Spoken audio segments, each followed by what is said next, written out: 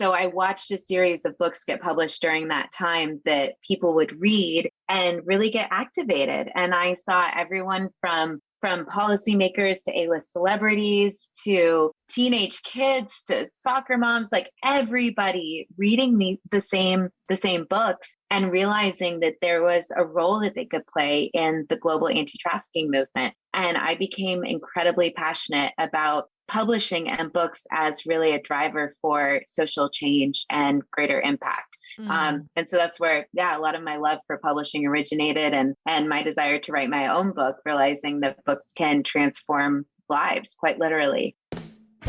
Welcome to Business with Purpose. I'm your host, Molly Stillman of Still Being Molly, and this show is all about bringing you the stories behind the brands, companies, and small businesses that are changing the world. Each week, I get to sit down with a nonprofit director, an entrepreneur, a CEO, a community leader, church leader, or just an incredible person who is trying to make a positive impact, not only with their personal life, but also with their career. My goal is to show you that no matter what you do for a living, you can make an impact wherever you are. My guest this week is Allison Trowbridge. She is the founder and CEO of Copper, a disruptive social platform that connects book enthusiasts and readers directly with authors. As the publishing landscape continues to lean into book clubs and social media as the cornerstone of a book launch marketing campaign, Copper streamlines the process, offering a unique subscription-based model for authors and a community of like-minded individuals who want to engage with the authors they love and other voracious readers. Copper offers everything from a customized bookshelf, discussion guides, audio hosting, and so much more. It takes their reading experience to a whole new level. Allison is also the host of an impact podcast called Real Good Company with Caitlin Crosby, the founder and CEO of The Giving Keys, where the two discuss and interview luminaries doing great things. Allison's also an accomplished author in her own right. She published her book 22, Letters to a Young Woman Searching for Meaning, back in 2017 with Harper Collins while completing her MBA at Oxford's Business School. So prior to her work in the publishing industry, Allison worked with the global anti-slavery movement, leading marketing, fundraising, and international campaigns. Needless to say,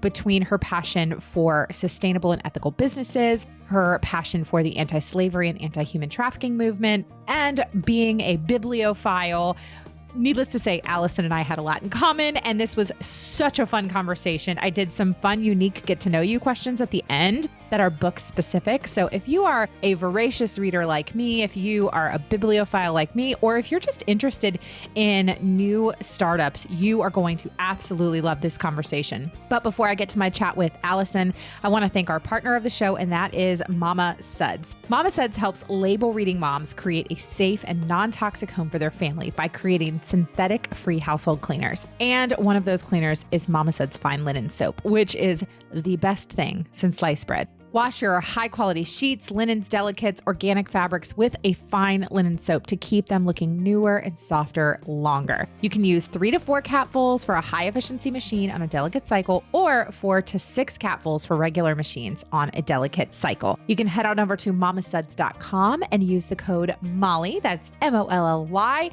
for 15% off your order. Now onto my chat with Allison Trowbridge.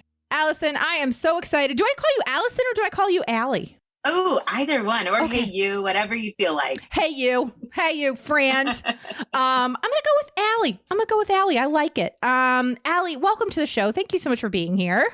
Oh my gosh, I'm so honored. Thank you for having me. Yes, I am really excited to have you on here because my listeners know this. Anybody who follows me on Instagram knows this. My friends and family know this.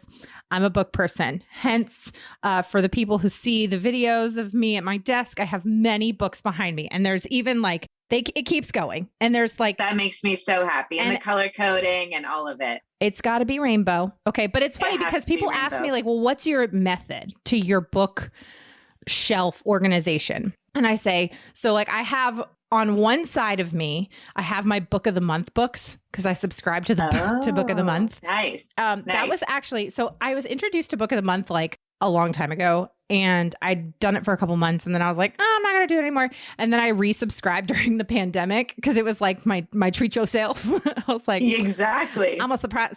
So, and I keep doing it because I love it so much. But I organized my book of the month books by color. And because I like that they're all uniform, they all have like the same binding and they're the same size and all that. And then all my other books I organized by color. So love it. I love it. Do I have issues? I mean, like I do, absolutely. No, absolutely not. Absolutely. When I'm in my normal office space, I have the exact same background. So I feel right at home. This makes me really happy. So in any event, I'm really excited to talk to a fellow book lover. So to introduce yourself, give us the Allie 101. So tell us who you are, what you do, and how you got to where you are today. All right. Well, my name is Allison Trowbridge, or Allie, and I am the founder and CEO of a company called Copper, which is a platform that's launching soon that helps connect authors and readers around books. And I got here through a very wild, winding journey of, I actually come from the nonprofit world. So my background is in anti-trafficking and impact investing and ethical companies. Yeah. Look at us. I know. And then I actually published my own book while I was in graduate school. So I was doing my MBA while I was releasing a book called 22. And going through the process was realizing that there was so much more support and help the authors needed to reach their readers. And so what I'm building now is the company that I wished had existed when I was launching my own book. This is so cool for lots of reasons. Number one, look, we're going to get to Copper. And by the way, by the time this airs, I think Copper has launched. What's the launch date? So we're in something called test flight right now, which is testing for the app. So without knowing the date, it'll be around that time, but my developers won't let me give a firm date depending on when it goes into the app store and gets approved. So I get it. We'll say, we'll tell people to go to the website. Yeah. Okay. So I want to get to that, obviously, but I want to go a little bit back because I think this is really interesting, especially that you kind of come from the ethical brand world. Talk about that. Like, how did you get into that? And what initially interested you in that? Just because it's a unique piece that it's, especially when you were in it, it was much newer. Yeah, absolutely. So I actually started as a volunteer for an anti-trafficking organization while I was in college and graduated early, was hired on as the first employee. So this was back in 2007, 2008. Which organization? It was called Not for Sale. Yeah. And very familiar. Yeah. Oh, no way. So I was fortunate to get to help build that nonprofit and do work all over the world. And one of the things we realized a few years in is that so many people were focused on elements of trafficking that were just around intervention or the kind of rescue rehabilitation side, but no one was realizing the economic undercurrent of it. And for one, 80% of trafficking was in labor trafficking. So we spent a lot of time and energy on looking at supply chains, how products were made, how we can push forward more ethical manufacturing processes. But then on the other side, how do we do job creation and create better opportunities for employment for people who are vulnerable? And so that's what then out of that, we started an impact investment fund that I became a partner in, where we would create ethical brands. One of those being the Rebel. If you've ever had Rebel, it's a drink that was, if you look at the back, it says not for sale on the back. And that came out of how do we do job creation in the Peruvian Amazon and give back to the anti-trafficking work that Not for Sale is doing. So a lot of really neat innovation on that side of things. That is so cool. Yeah. So, I mean, I got started in the anti-trafficking world back in 2010, 2011. And I was a baby Christian and had attended an event at my church because a friend of mine was starting a nonprofit, and it was a local nonprofit focused on anti-trafficking efforts. And I was one of those people who really thought that trafficking looked like the movie Taken. And I just, Yeah.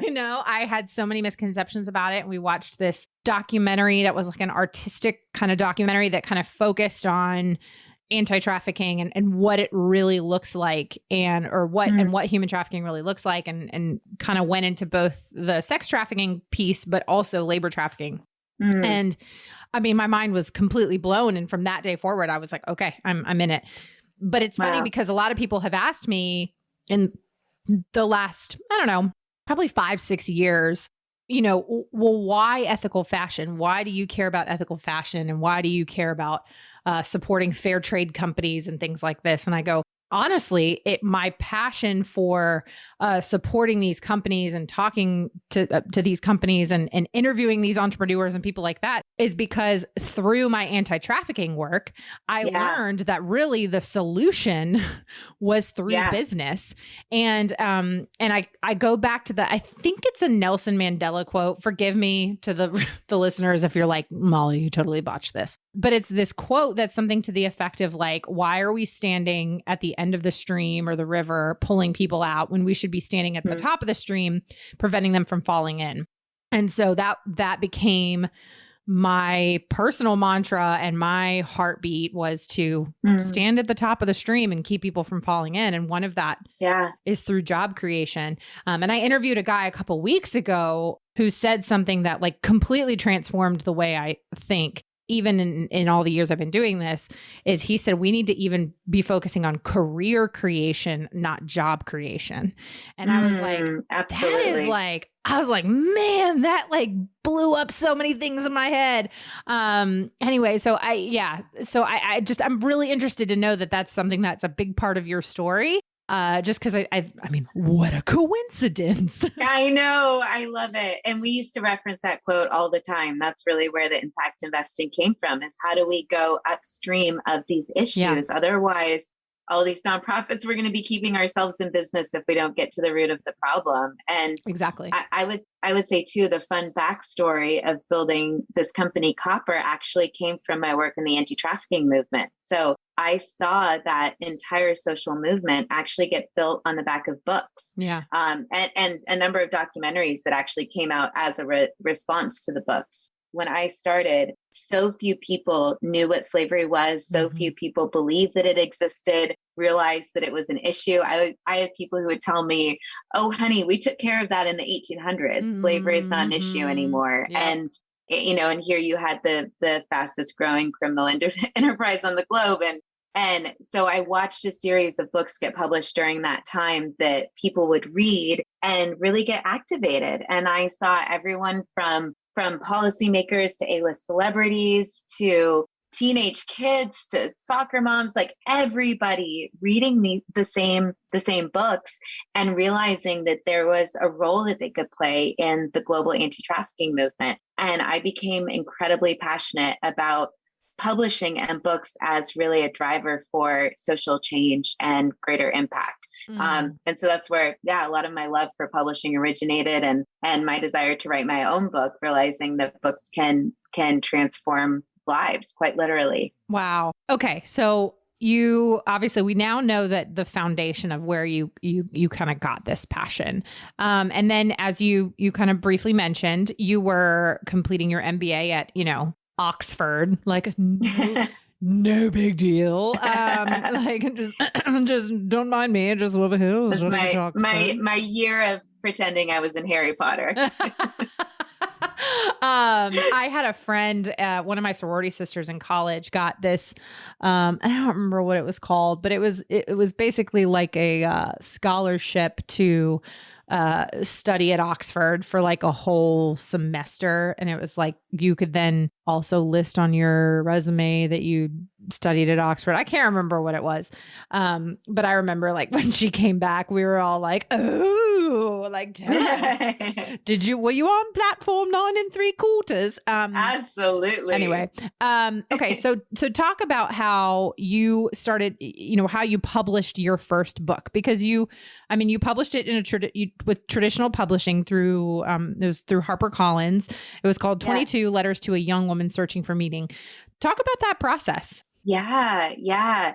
I mean, so that book was actually when I was 22 and graduating from college, I pulled an all night with one of my best friends and just said, I feel like there's no guidance or mentorship for this season of life. I feel like everything has been planned and charted for us. And now suddenly we're just kind of going off a cliff and what does it mean to make an impact? How do we build meaningful lives? How do we do career and friendship and relationships? And I was wishing for that mentorship. And so back at the time, I said, okay, whatever I do career-wise, I'm going to write that book someday because I know it needs to exist and I need it. I think that's one of the themes of my life is just when I feel like I really, really need something and it doesn't exist, I'm like, how do I help create it for those who are coming up behind me? Yeah.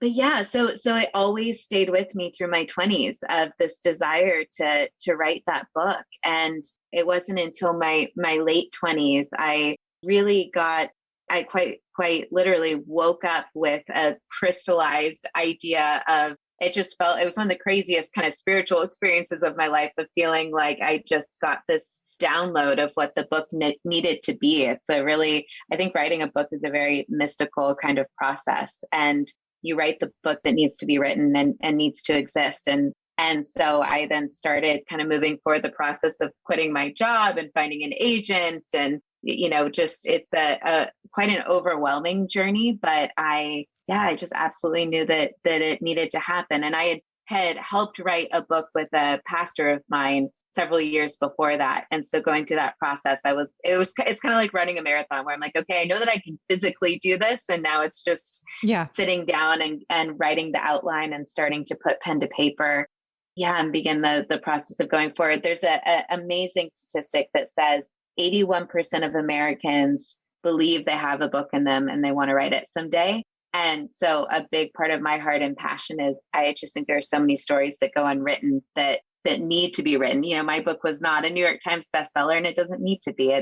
It was exactly for, a set of young women during a season of life. And it's been incredible to see the life change on a small scale for those who read it, who really need that message. That's really encouraging to me personally. As of when we were recording this, so I just submitted my book proposal last way. week. Yeah, way! Congratulations! Thank you. And it's so funny because so not to publishers, but to finding an agent. So I'm kind of still in that process of I have the proposal, that part's done, and then you got to get the agent, and then you got to submit it to publishers and all that kind of stuff. So I mean, as you know, and for listeners, like it is a very daunting process. And, I am a chronic overthinker. And so it took me, I didn't work on it straight for 4 years, but I started my proposal back in the summer of 2017 and then took all of 2018 off for some personal reasons, picked it back up in the fall of 2019. Then took some time off from it. It's just like, and then finally at the beginning of the summer, a book came out about, by somebody I really admire, about like book proposals. And I was like, okay, this is my sign. I need to just sit down and do it. And so I did it and I committed to it. But it's so funny because I kept, not that I, kept this as a secret from my husband. That wasn't it at all. He knew I was working on it, but I wouldn't let it. Over 4 years, I never let him look at it. And I just like, I don't know what it was. It was like, I was terrified to let anybody else see it. And so when I first finished it and had my basically like final draft, but knew I needed other people to look at it to edit it and all that kind of stuff. I sent it to him and I was like, okay, don't judge me. And, he was like, why would I judge you? I'm your husband. I know everything about you. And I was like, I don't know. Right. There's just something about like when you create that document that suddenly you feel naked. Yes. And completely. But just wait till it's going to print. Oh my gosh. So vulnerable. It's so vulnerable. And so I was like, okay. And he was like, oh, okay. I see why that took you a really long time. He was like, it's a really long document. I was like, yeah, I know. So, but it's been so encouraging, like since getting it done and like having a couple of people look at it to, fine tune it and get it out. And I've started to get feedback on it from people who like know what they're doing. And they've been like, this is a really good proposal. And I'm like, okay, I think I can do this. But it's very, just to your point, like it is so involved. It's nerve-wracking. And I remember like as soon as I hit send on all those emails, I walked outside and I was like, I think I'm going to throw up. Like, I think I'm going to vomit. Wow. And I was like, I think that this is actually probably terrible. And I'm actually probably a really bad writer and I shouldn't do this book. And oh yeah. I'm serious. I had that same spiral when the book was about to go to print, where I was waking up in the middle of the night. I texted my best friend at one point and I'm like, the book is terrible. You're not telling me. Nobody's telling me how awful it is. Like I'm certain it's amazing that all of the kind of demons of self-doubt that come out when you're doing something. Yeah. I mean, it truly is an act of courage. It's an act of bravery to put your soul on paper like that. And so well done for going for it. And open yourself up to reviewers. Yeah. Whew, absolutely. But again, it sounds like similar, for you in the last 4 years, you have not been able to shake this book. It's something that is so alive inside of you that you need to carry it forward. And it's going to feel, like it's just burning beneath the surface until you kind of give it life. And so I think it's much more of that creation process is really a stewardship. Yeah, no, that's a great word, stewardship, and just being a steward of that story and the commitment to it. And I always tell people, like, especially when I interview authors on here, when I, talk to friends who have published books and like when their book, goes live and is out into the world, I always sing them happy birthday to their book. I love it. Because I'm like, it is a big deal. You're birthing a book baby. Yeah. And it's a really big deal. You totally are. So, talk about Copper. What is Copper? How does it work? And why did you feel like it was something that really, that authors and readers alike needed?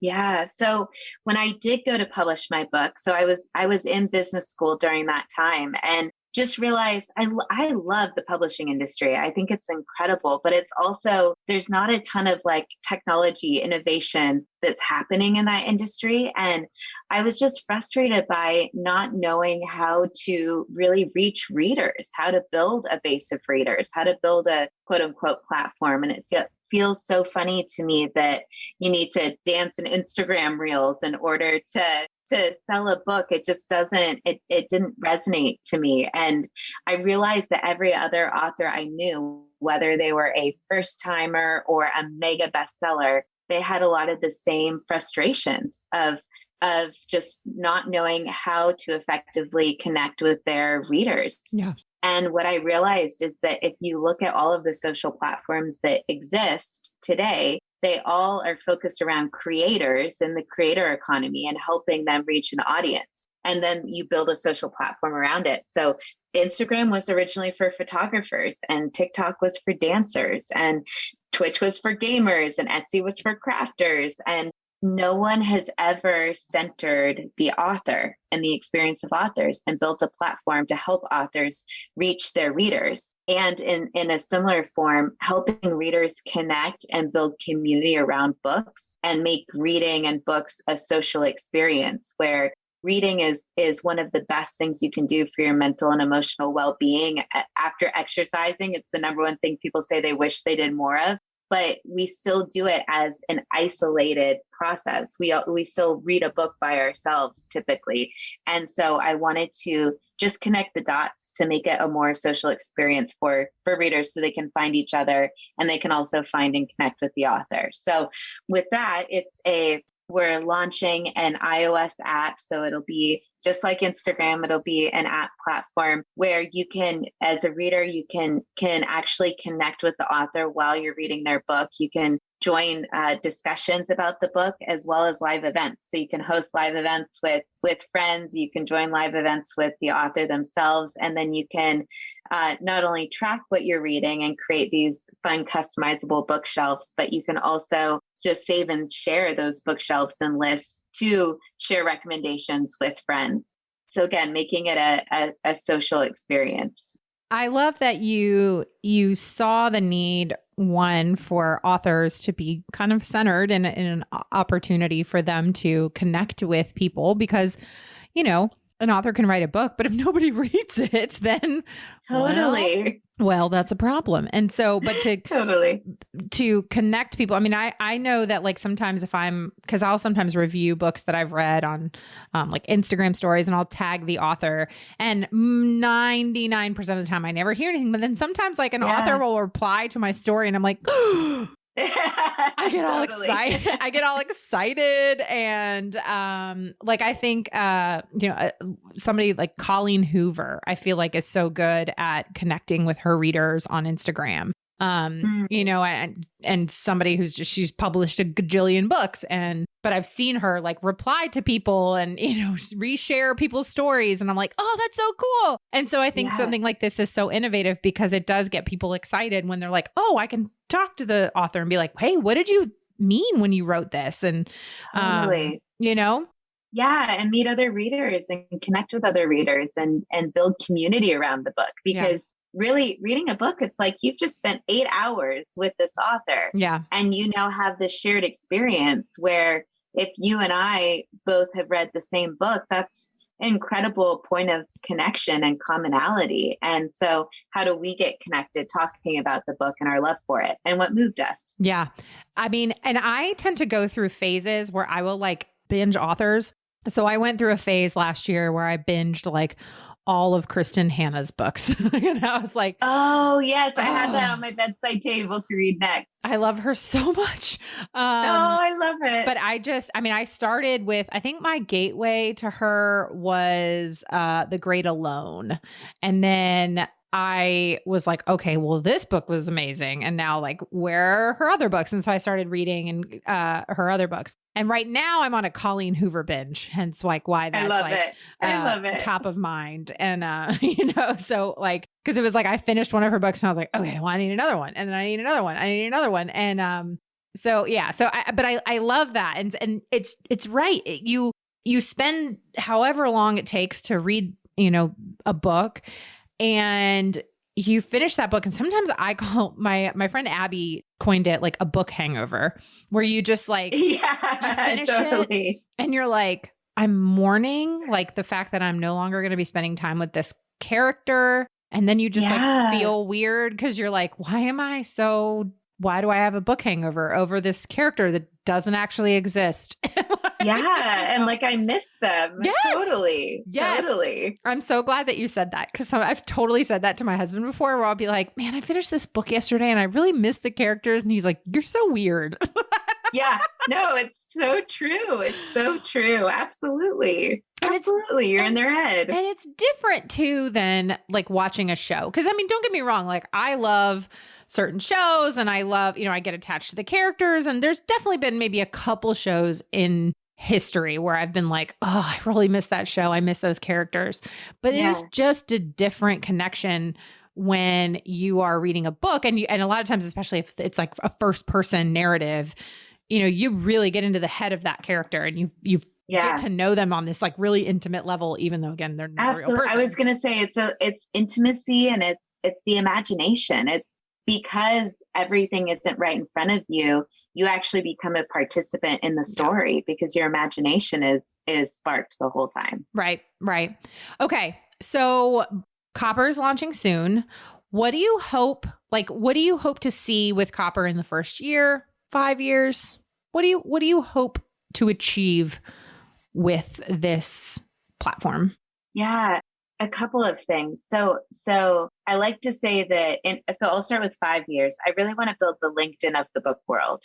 So anyone who is launching a book, who is an aspiring author, who wants to write a book and doesn't know where to begin, it's a really difficult industry to break into. And I want to create so much greater just equity across the industry and help underserved and underrepresented voices get discovered and get amplified and find their audience, and then help audiences find each other. And a real big driver for me too is just around community and belonging and connection. I think even before the pandemic, loneliness was named the new public health crisis in the US. And so a big driver for me has been, how can we use books as kind of this I have a friend who calls it digital campfires. How do we create this campfire for people to gather around where they can find that community and connection and belonging, both going deeper with friends and finding new people to connect with where there's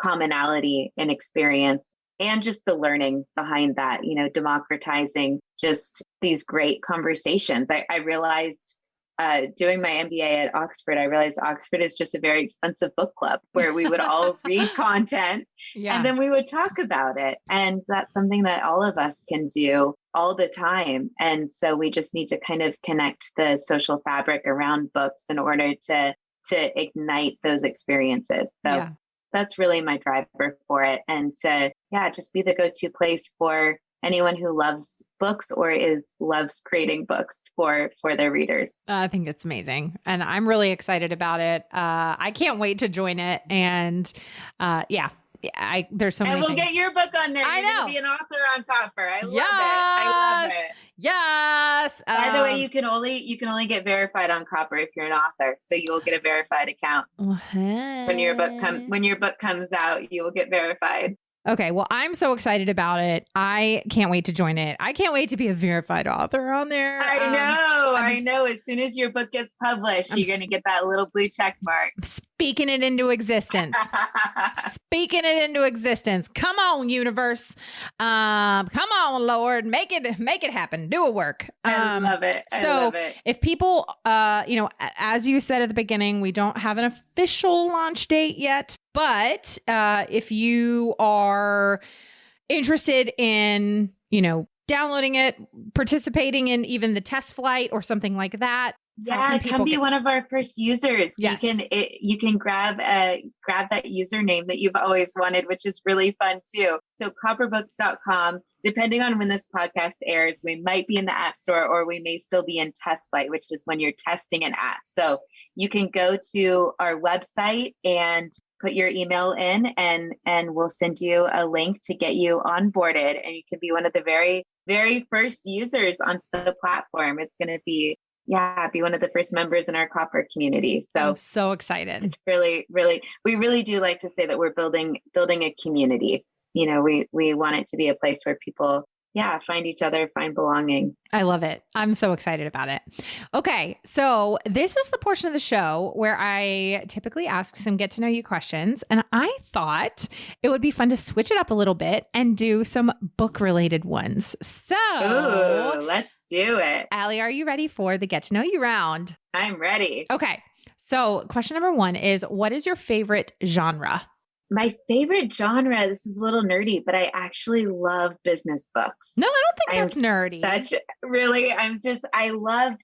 I am insatiably curious and I love learning and I love just the growth that happens from books. I feel like you're getting these world-class minds and their greatest ideas condensed. And I so enjoy it. Well, I mean, the fact that you got your MBA at Oxford probably says that you're probably interested in that. And you probably had to read some really dry stuff. So yes, I don't read the dry ones, but I'll say in addition to that, my new genre that I've recently discovered that I love, I didn't even know this was a genre, cozy mysteries. Have you ever heard of this? No. Cozy mysteries. I literally just learned this was a genre. So another author friend, Shauna Nyquist, highly recommend all of her books. Yeah, she's amazing. Phenomenal writer. She turned me on to this author called Louise Penny, who is like a modern day Agatha Christie. And these books, you cannot put them down. I think there's 17 in the series, which is amazing because you just want to, it's a curl up by the fire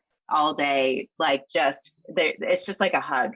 Inspector Gamache is the series and phenomenally good, but not lose yourself completely in them. So, okay. So I love that Louise Penny. Yes. Okay. So good. I'm so good. Writing this down because I don't even know what cozy mystery is, but I want it. Give me cozy mystery. Okay. Right. Big fan of cozy mystery. Don't even know what it is yet. It's like a whodunit with a big cup of tea. Oh, and a croissant. Love it. Love it. Yeah. Big fan. Okay. Do you ever start a book and not finish it? All the time. All the time. Okay. So I feel Yeah. like people typically fall into two camps where people are like, I'm cool abandoning a book halfway. Or I like, if I start a book, I commit. Yeah. So I usually have 4 to 6 books going at any given time. So I'm always reading a bunch of different books. Mm-hmm. And I think sometimes all you need are those first couple of chapters. And you kind of like get the spirit of the book, and that's okay. Like you can still have loved what you read and be inspired to read something else. And I used to really kind of guilt trip myself for not finishing a book or feeling like obligated, like I had to. But honestly, there's so many incredible books in the world and so much to read that if something isn't capturing your interest and making you want to keep going, pick up something that is inspiring you. And maybe someday you'll come back to the one you set down. And if you don't, that's great. That's okay. That encourages me because I typically fall into the camp of like, if I start the book, I have to finish it. And like, I've definitely had books where I have dreaded every minute that I've been reading it. And I'm like, why am I reading this book? But I get into that point where I'm just like, ugh. So I'm struggling with that right now because I'm in the middle of a book. Like I'm probably 60% of the way through a book that I'm just like, I'm not loving it. I say love it and leave it. Love it and leave it. You can bless it and put it on the shelf. And it's like you had coffee, but you didn't need to do the full dinner date. Okay. You know what I mean? You just had a nice little get to know you coffee. All right. And you danced with it. Yeah. I think that when we force ourselves to always finish the book, we actually read less because then you end up feeling, it feels like homework or an obligation. Okay. I appreciate that.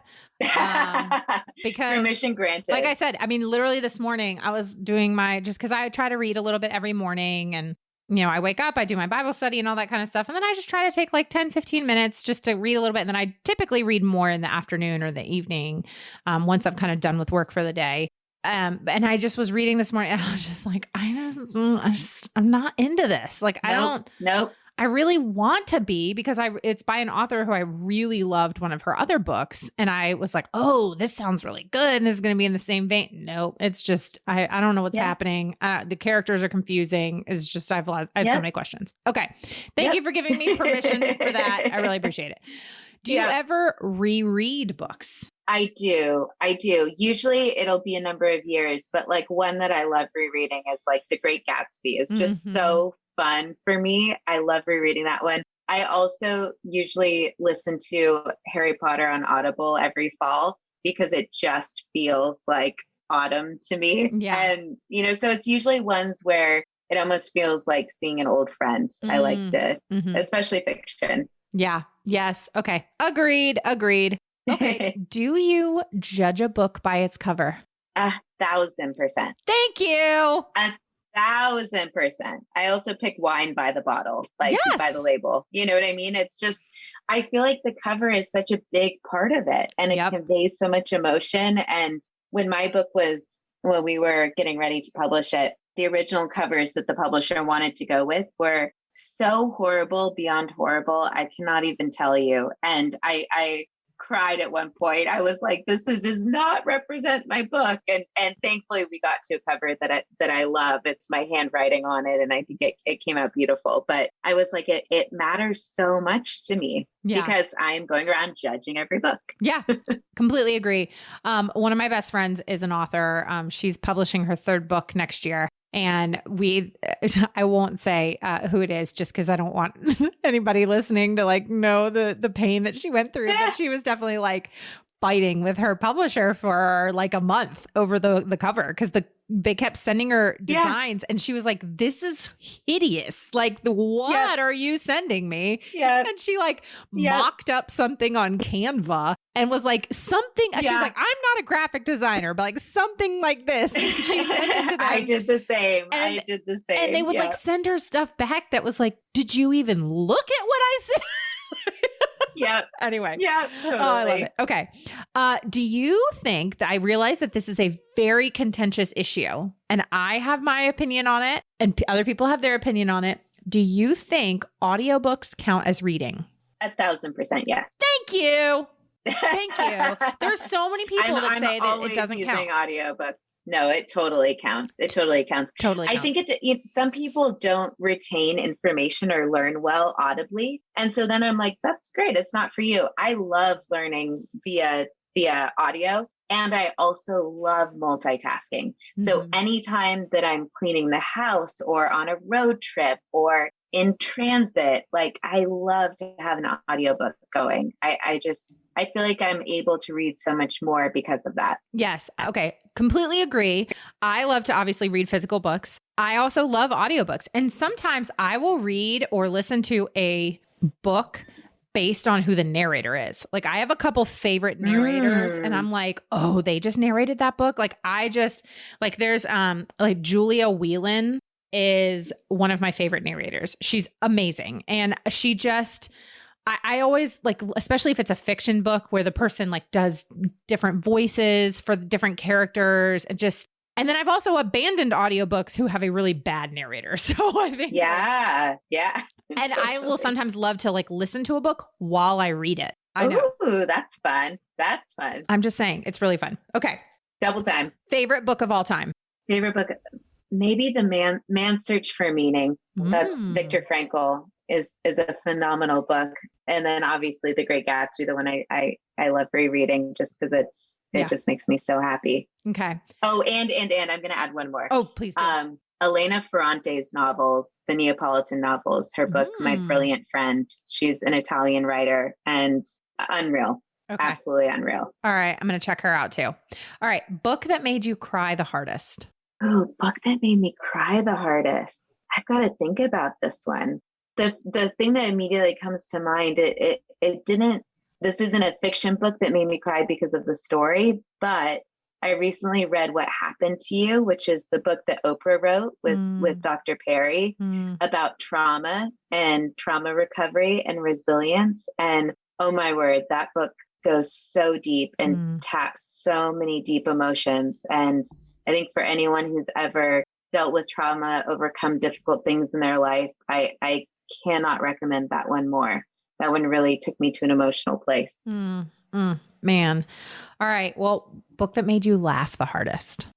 Ooh, book that made me laugh the hardest. I read Where'd You Go, Bernadette? Yeah, so funny. And I just found myself laughing out loud the whole time. I love it. I love really funny books. Have you read Emily Henry's books? She has 2 out, I think. First one was Beach Read.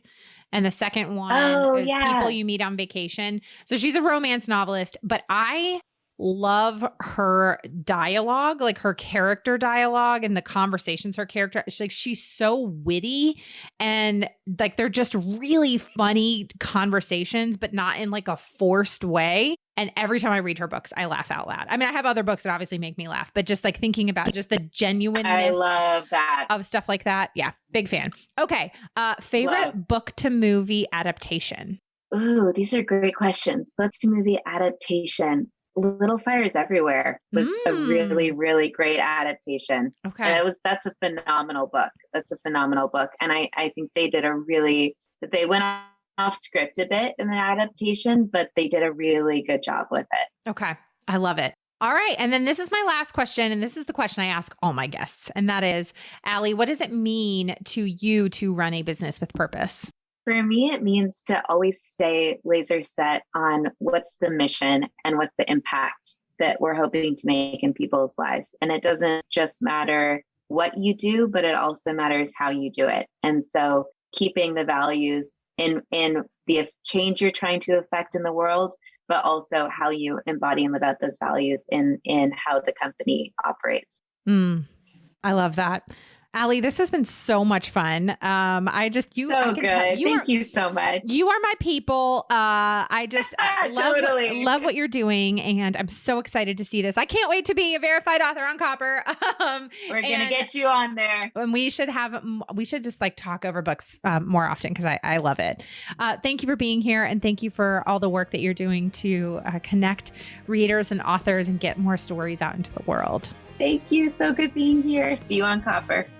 Friend, I would love to know what you loved about this episode or something that you learned. Find me on social media. I'm at Still Being Molly or at Business with Purpose Podcast on Instagram and Facebook. And don't forget to use that hashtag Business with Purpose Podcast when you're sharing the show with a friend. Thanks so much for listening to this week's episode. If you are a first-time listener of the show, welcome. Be sure to check out the archives for past shows featuring so many incredible entrepreneurs, business owners, community leaders who are changing the world. If you are a regular listener of the show, thank you. Thank you for your support. Thank you for tuning in and week out. Be sure to head on over to Apple Podcasts, Spotify, Google Play, Radio Public, Overcast, Stitcher, basically wherever you get your podcasts. Click that subscribe or follow button. To click that button means you will never miss a new episode of the show. And while you're there, would you take a moment to just leave a review? Would you take a moment to maybe share one of your favorite episodes with a friend? Leaving a review, sharing the show with a friend. It is totally free for you, and it is the biggest help for me in the entire world. You have no idea how much I appreciate it. It just also helps me to know what you're liking and how the show is impacting you. As always, this show is produced by the incredible team at Third Wheel Media. Thank you so much for listening. Now go do something good with purpose, on purpose.